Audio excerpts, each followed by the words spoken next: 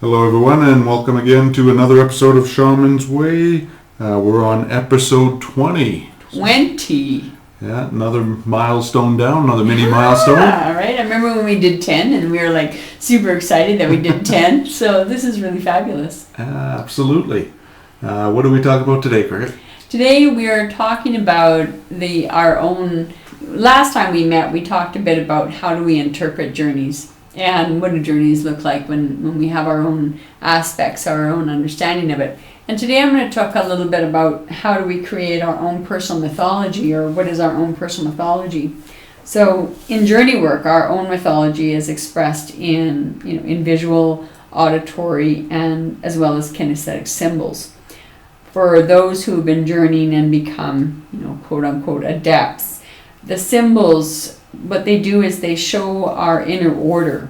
And the shaman, and some people call it the shamanists, through trial and error, the teaching gains a heightened sense of understanding of the interplay between the individual reality, so symbols, and the tribal reality, as well as spirit world reality. So we have the three levels of reality to this. And I'm going to stop that and just share a little bit of a story with you. Not a story as in, as far as the sun is from the east and, and the moon is from the west, but I had a really fun experience on Friday night. And Friday night was a full moon, and my friend and I took a tour in a small city in Alberta called Fort Saskatchewan, and there was a paranormal investigation that went on. And this is where I want to talk about mythology, and where I want to talk about interpretation, and where I want to, just kind of discuss some of the differences in how people approach things. I really do enjoy doing spirit investigations. I really enjoy going into people's houses and clearing spirits and figuring out what spirits are. I really do. As a result of that, I've also bought some fancy tools to do that. I don't have an EMF reader because I think they're kooky, but I'm not knocking people who have EMF readers by any stretch. I use L rods, and people think those are kind of kooky too, which is just another version of a pendulum, kind of, sort of. I also have a spirit box. And what a spirit box is, it's a tool that reads the AM and the FM airways. And the sound of a ghost supposedly occurs at 20 hertz. And that is lower than what we can actually hear. So using this device called the spirit box, what it does is you speak into it and you hope that spirit speaks back to you. And sometimes you get very clear words, but lots of times you get radio static, and you get, blips or words of the radio stations that the spirit box is tuning through. So I cannot say that I do not like my tools, because I think tools are fun. Digital cameras. I really like using digital cameras for picking up orbs, even though some people don't think orbs are spiritual or mean anything. But what I have to say is that when I've used disposable cameras, because it took a long time for me to use a digital camera, because they tend to fry in my hands, and I tend to suck the energy out of them, or they tend to not work at all. So I tended to use disposable cameras right up until just a couple of years ago. And I really liked the cameras that had a very low shutter speed, so 200 versus 400 versus 800 film. 800 film, I didn't get very many images, but when I used a 100 and a 200 film, I was able to get amazing images. With the phones that we have, with the cameras that we have, and with the video recording that we have, we're able to get some really interesting pictures. There are also infrared cameras, and there are some really funky tools. The reason I'm bringing this up, there is a reason, is because when my friend and I went out there. It was they wanted to limit the paranormal investigation team wanted to limit the number of people in the group to 10 so that you would get individualized service and individualized attention, which I thought was really good. They did a very good presentation. If I could remember the name of the company, I would give a shout out because I thought they were very good. One of the things that I found super, super amusing was the amount of tools they brought with them in order for the people on the tour to use these fandangled electro devices in order to see or hear or have an experience with one of the spirits. And the reason I bring that up is because as in anything, I think that in order to truly experience a being, I think is a matter of perception. And it's also a matter of learning the language of spirit. So when I did this ghost tour, this paranormal investigation, because it really interested my friend. Not because I really want to go see haunted things that I can't clear, but because it really interests her. And I love hanging out with her, and we have a great time doing things like this. And the other part of the reason I really like going with her is because orbs love her. Her and I can take a picture with our cameras at the exact same time, and hers will have orbs and mine will have nothing. And we went very slowly, and I was a little shy to take out my L rods because I didn't know whether or not the paranormal investigators would have a lot of appreciation for people bringing in their own stuff, but I didn't want to use their electronic equipment. And I think that people who get into ghost exploration, I think, are more excited about using the tools and using the tricks and using the gimmicks. And they're not gimmicks, but using that in the gimmick sense, right? So it wasn't that I disrespected or had less respect for them, but it really brought home to mind the length of time that I have worked on creating relationship with spirit. And also understanding how things affect me in my body. So my friend and I would be walking from one spot to another spot, and I would say, stop. And I would say, did you feel the coolness? And she's like, no, I didn't feel the coolness. So I made her step back 2 steps. So we stepped back 2 steps, and sure enough, there was a cold band, and we would step 2 more steps back, and there would be nothing, and so on and so forth. So we would move in that regard. So it's a matter of alert awareness, conscious awareness. How are we aware of our environment? And if we're aware of our environment, how can we interpret what goes on in our environment so that we understand it? It's very similar to the journey world. How do we interpret what goes on if we haven't spent time understanding it? Now I have to share this very amusing. I don't know if very many people are familiar with L rods. However, if you're not familiar with them, any type of a search of Google Images or whatever your search engine is, 4 L rods will give you a good indication of what they are. They fall within the dowsing family. They fall within the pendulum family. So they're used for finding. They're used for finding electrical lines, for finding water lines, for finding various things that are associated with urban dwelling. They are just as effective for finding buried electrical wires as an EMF reader is. So they're just as effective. However, this is what got very funny to me.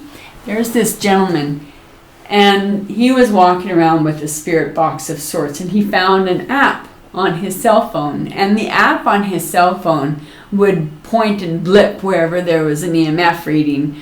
And there are other apps that you can find for your cell phone. I learned it that night, where you can have your cell phone out, and then what the newest thing in Ghost Trend is to have a electronic box that interprets the static noise around you and creates a word, gives you a word. So, and a couple of times I actually heard these particular things accurate with the word it was saying. But it was hilarious because he caught a voice on his little app phone. And it was fascinating because the L rod was, I was standing, I didn't realize he was behind me, and one of my rods pointed directly behind me. And then he went around me, and the L rod continued to follow him. So I walked, probably 10 feet away from him in the building, and I called my friend over and I said, watch this. So everywhere this guy went, the L-Rod just followed him like a pointer. So he had a spirit attached to him. So this whole time, he has his face in his phone looking for the spirit, when in actual fact, the spirit was already right beside him. So if he had known what he was looking for, he would have known that he was actually having an experience, and he didn't need that fandangle doodad in order to tell him that he was having an experience. I never told him, because I'm evil like that, but So he was basically just walking in circles because it kept pointing towards himself. Exactly. And I was cracking up internally. Yeah. I was cracking up internally, and so it was also very interesting. Later on, we were able to be alone because there were only a few of us, and there were various buildings. We were given the opportunity to be alone in a particular house. So my friend and I decided to go into a sunroom in this doctor's house that had been donated to the Fort Saskatchewan Historical Site. And one of the paranormal investigators had picked up a little boy's voice inside this room. So we decided we would shut all the lights off and we would be quiet in this room. Now, there were other people in that house, or 3 other people in the house, and they were all using the electric readers. And, is anybody here? Can anybody talk to me? And waiting for a voice or a voice or a word to come across this digital screen to share what the word was. And all the time that we're sitting there, I can feel the spirit leaning up against me. And I can't say 100% that the spirit that was waiting to speak through me, because in shamanism you learn to act as a medium, and so you learn how to access the spirits around you, and I've learned how to step aside and allow spirits to speak through me with the tacit understanding that they get out and they don't stay in my body. So what was very funny was they were coming, these two of the women were coming into the room that would have passed through a bedroom, and then through the bedroom they would have had to pass through another doorway into the sunroom where my friend and I were sitting. And the woman tripped and hurt herself. And she's like, oh my God, what did I trip over? I tripped over nothing. And I know in my heart of hearts that the spirit that was waiting to speak to us wanted to scare them so that they would get the fuck out so that the spirit could speak to us. And then the gentleman, the one I was talking about earlier, that was wandering around in circles when the spirit was actually there, he was in the downstairs, and he came upstairs, and I know he wanted to come into the room where we were, but I could feel this spirit pushing on his head, not like literally wanting to push him down the stairs, although I have seen that happen, and pushing on him. And he said, well, I guess I won't explore in there. I'll come out with you ladies. And so they all 3 decided to just leave and go. And so I was able to give space to this particular spirit to come through and to speak to me. So I have nothing to go on except for the fact that I've been doing this for years, and I have a little bit of knowledge with respect to how spirit interacts with us. But this goes back into journeying and understanding our own mythology and how do the journeys speak to us, whether it's when we have such a visually orientated society that when people have shamanic journeys, generally the expectation they put upon themselves is very, very high. The expectation they have is that the first time they lay down and they listen to the drum, they're going to have a movie-like experience. It's going to be Avatar in 3D is what they're going to be looking at. When in actual fact, very few people have an ongoing movie. Very often people have small shots of images or small shots of video, and then we'll go to silence. And then other people have that claircognizance, so they just come out of the journey with that ability of knowing things. And then other people kinesthetically journey, so there are people who move, who shake in their journeys, but they also can tell what's going on in the journey with respect to how it's affecting them in their body. So an instance is when I have a pain in one of my arms as I'm journeying, I know that that's an aspect of spirit trying to get my attention or spirit trying to enter into my body. Again, learning how to understand and interpret what you're experiencing.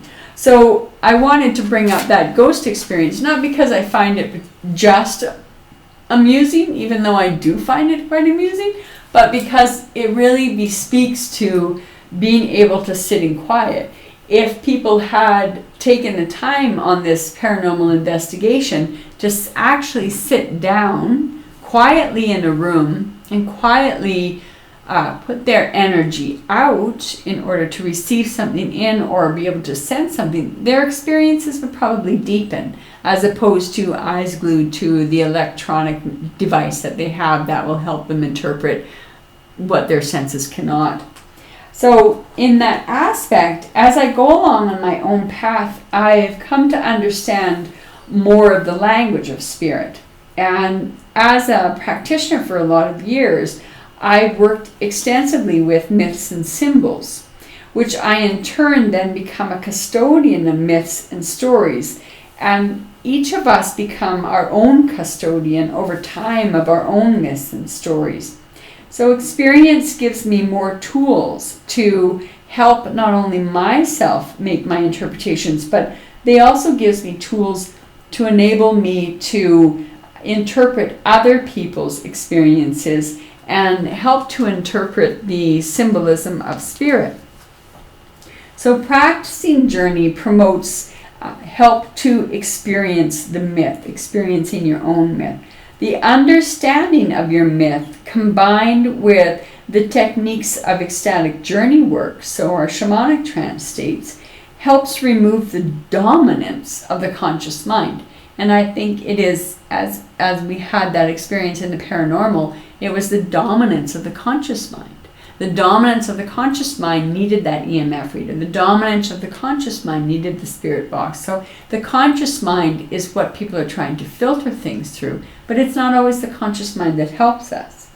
One aspect of shamanism, simply put, is an ecstatic healing tradition that specifically induces, helps maintain, and interpret an experience of enhanced visual mental imagery. So when I journey, I have I am one of those individuals who over the years has been able to have a movie for almost every single journey. And that has taken time. It certainly wasn't like that in the beginning.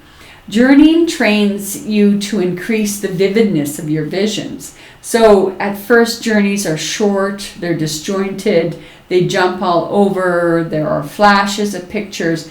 However, with practice and overcoming the dominance of the conscious mind, journeys become more fluent, vivid, longer, more consistent in image and meaning. So it also can take time to even journey when we learn to control the visions. And that's what helps with keeping the intent of the journey, maintaining focus, and being able to jump back into a journey. Because sometimes I'll be journeying and my grocery list will come up and I'll start thinking about something else. And then it's a scramble to remember, where was I in my journey?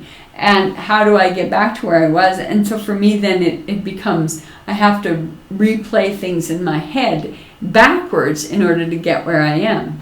But that took practice to learn how to rewind my thoughts in order to get back to that place of the unconscious mind. So how do we unravel the dominance of conscious mind in order to bring the dominance of the subconscious mind to the foreplay?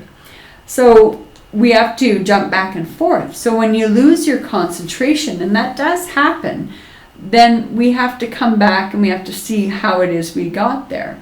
So not only are the journeys sacred, each one is a gift. And the beautiful are gifts, the ugly are gifts, the euphoric, the frightening, all of them are very sacred. By training ourselves, we learn to gain control, or at the very least, the illusion of a modicum of control. Let's face it, you can never control spirit, or you can control to a certain extent your spiritual connection, but you can't control spirit. That understanding and increased cooperation between you and spirit is reflected in the vividness of your journeys to your conscious connection to spirit. So sometimes it'll come out as I heard the whispers of the wind, or the whispers of the wind told me. And when you're sitting in a room and you are attempting to connect to a spirit that's in the room, it is a matter of listening to the whispers. In the whispers that you want to toss aside, those are important whispers to listen to as well.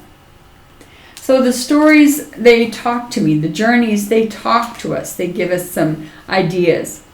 So what is the importance of journeys? And what is the importance of our dreams? And how is this reflected in our myths? As an example, one of the importance of myths is the Australian Aborigines. They credit the source of all creation to the dream time. And the creation started with sound. Now Vishnu, who is an Indian god, a Hindu god, a popular image of Vishnu is asleep, floating on the cosmic sea, dreaming unnumberable worlds into being. And in the same tradition, they have the tradition where Brahma breathed in and the chaos was breathed into the body. When Brahma breathes out, then the worlds are created. And when Brahma breathes in again, then the worlds will go back into chaos and back into destruction. Some of us are better at sensing than others. And why is that? Some of us have spent more time being actively conscious of the unseen world around us. I have been one of those individuals who has had the opportunity to experience spirits in lots of forms throughout my whole life. My first memory is of other voices, and I have never been diagnosed as schizophrenic or having auditory hallucinations have not also been part of my reality. However, it could have easily been that, and it may not have been a spiritual reality, but in recognizing that there was a world that I would never truly understand was what enabled me to have a more open mind, say, than some of the people that are in my life. Spirits have the ability to be externally outside of ourselves, obviously. I mean, some spirits are inside of us, and those can be the voices, but that can also be a possessing being, so that's a whole other story. But they need the energy around us to materialize or affect the area they're in. So they use atmospheric energy to materialize, so electromagnetic or electrostatic atmosphere. And that's what those little doodads are measuring. They're measuring the atmospheric energy to materialize. And what most people also don't realize is that in order for a ghost or a spirit to get your attention, that requires them to use a lot of energy and to gather a lot of energy from the room around them. One of the reasons why when you walk into a room you feel cold is because they are drawing that energy from you in order to be able to manifest, in order to be able to see you. Sometimes our journeys make us cold or frightened or have an experience so that we actually really pay attention. The same as our dreams. Oftentimes when we dream and we dream of other people in our dreams, we're not dreaming specifically of that other person, but our psyche is saying to us, I really want you to remember this. So in order to remember this, I'm going to give you a frightening experience, or I'm going to give you a face that you can remember so that when you come out of this experience, you're going to remember it. So here's an image that you won't be able to shake.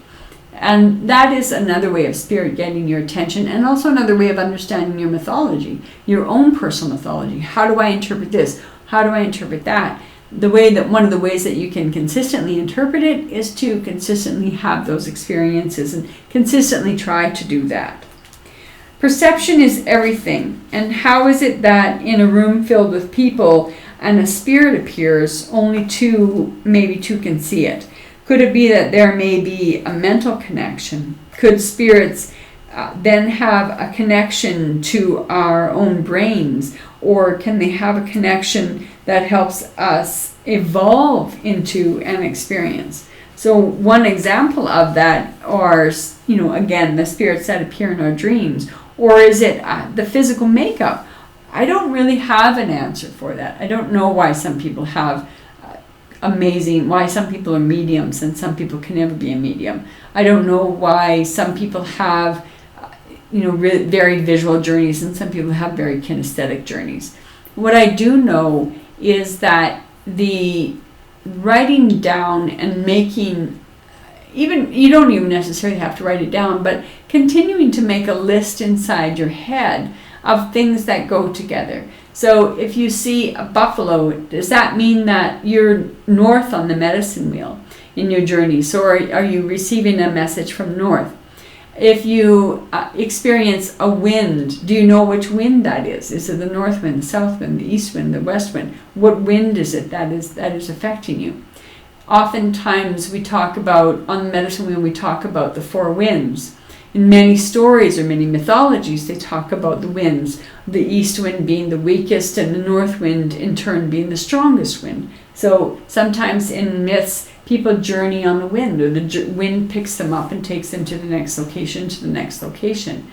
So in having a relationship to the wind in those stories, that means that those people who wrote those stories, who took the time to learn the oral lessons of those stories, also had a relationship to the earth around them. So if we have a north wind, that north wind means, a cold pressure is coming in. Or if we have a wind from the south, does that mean that a high pressure system is coming in?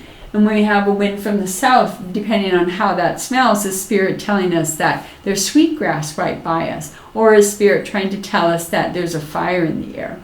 So trying to interpret things is based on experience. We can get lots of interpretations from books, and those are very good skeletal structures, but we need to flesh out our own experiences. And the only way we can flesh out the experience is by truly ingesting that experience, interpreting that experience, keeping track of that experience in order that we don't lose that experience, and instead we can build upon that. So some people have the ability to perceive more of the environment than other people have the ability to perceive that environment. And why is that?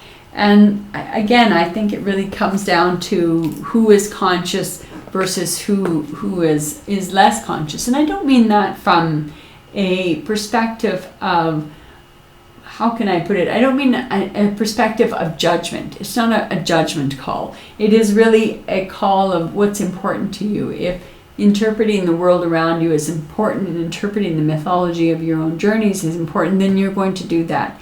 If your experience and you want to have an occasional experience, then maybe you only have occasional answers, or maybe you only have occasional remedies to what you seek. And it from my perspective, the more relationship you build in your internal world has a relationship, experience, or expression in the outer world. So we have a difference of experiences. Learning our mythology, just to come back to that point one last time, it helps us also from a psychological perspective. One of the aspects of modern shamanism, neo-shamanism, if you want to get very technical, is that it is very different from traditional shamanism in that this shamanism that we practice today, we practice as a form of individual healing, self-healing, where shamanism from a tribal perspective, from a perspective of our ancestors, or a perspective of how it's practiced, say, among people of China today, or the Ainu people of Japan today, is that the shaman is the interpreter for the entire village. But we don't do that anymore. And it is the self-healing aspect. So many of the journeys that we encounter, people have experiences with anxiety, people have experiences with depression, people have experience with agoraphobia, and all sorts of other things that we could mention on and on and on. When we attempt to understand what is going on with us spiritually, we attempt to negotiate from a spiritual perspective to understand what is physically, mentally going on with ourselves. If we have a better understanding of our psyche and what is going on with us from a mental health perspective, we're far more likely to get a better series or set of answers from the spirit world in how to help ourselves progress past whatever we feel is stuck within us. The other aspect of understanding our mythology and recognizing the spirits that we work with is, in order to do that, we will also understand a greater deal what those spirits are in relation to. So I have some spirits that come with me specifically to track the spirit of addiction. I have spirits that like to come with me if I'm journeying down to find the roots of anxiety for somebody. And if you're journeying to attempt to find those things out for yourself, then you need to know your own psyche landscape. Plus, you also will encounter your shadow side, which will really try its darndest to throw you off of seeking the answers for mental health and for physical health, because the shadow side oftentimes is fed incessantly upon that which you're trying to cure yourself of.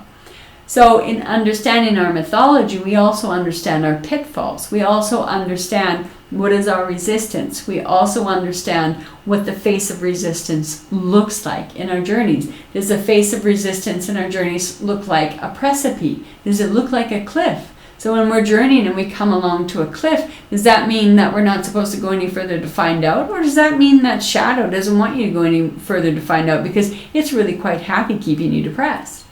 So how do you interpret that if you don't know what you're journeying for? If you have a spirit show up and it's a snake or a spider and you're terrified of snakes and spiders, is that your shadow side encouraging you not to journey? Or is that the spirit world encouraging you to get over your fears so that you can go deeper into your own self? But you wouldn't know those answers if you only journey once a month or once a year or once every 6 months or whatever that case may be.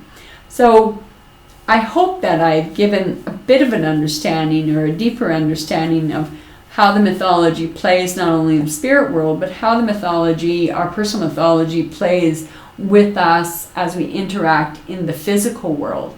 How is it we can interpret what goes on around our space, our physical space? How does that apply to what goes on within our internal space? And how does that apply to what goes on within our mental space? And how can we turn those tools around if we're called to help others? How can we turn those tools around if we don't have a good, strong understanding of ourselves? Then we're more likely to run into problems when we journey for somebody else. Or it could be the exact opposite. And you could have shitty journeys for yourself, but when you journey for somebody else, lo and behold, you have these amazing experiences. And I think that's because spirit really bends over backwards to help us when we help somebody else. But I think spirit kind of bends over backwards to help us when we journey for ourselves. But I think spirit is like that school, that taskmaster, that school marm that forces you to learn your lessons so that when you actually get out of mid-school, you actually do know your timetables, right? As opposed to using your calculator at the age of 50 because you don't remember what 9 times 5 is. Definitely hearing a theme through this and other podcasts of interpretation and practice. Yes. I'm going to hone in on those words till the day you get sick of me. I'm sure we've got a few episodes before that happens, so we're good. So. Very cool. Thank you for listening. And I would really ask that feel free to come on over to the website and leave some comments. Like we talked about the forum, of creating a forum for journeys, that if you have questions with respect to how do you make time for journey work, or how do you make time for your own self, that you find answers from other people, or you find answers from myself who comes online intermittently to answer questions. So I think it'll be a good tool to reach out and to say, hey, what do I do in this case? Or how do I find space for this, that sort of thing? Or how do I interpret mythology? And understanding mythology as well as it wouldn't hurt to read some mythology. It wouldn't hurt to do some comparative mythology and understand what our ancestors meant in Arabia with respect to the north wind, and what our ancestors, the Inuit ancestors, meant in respect to the north wind, and does it have a similar wind to it? So understanding various interpretations as well. It never hurts to explore the world around you, whether it's ancient or modern. Very cool. And definitely the forums are something that we haven't used a lot of yet, but we're definitely eager to hear from folks, and we will be using those more and more hopefully in the future. So Please do put your comments there and questions, and we will get to them. Also, if you are listening to this on iTunes or any other podcaster and you're enjoying it, we certainly appreciate if you leave a rating and a comment there as well. It helps us reach out to other people who might be interested in this topic. Great. All right, that's it for another couple weeks. We'll talk to everyone soon. Bye.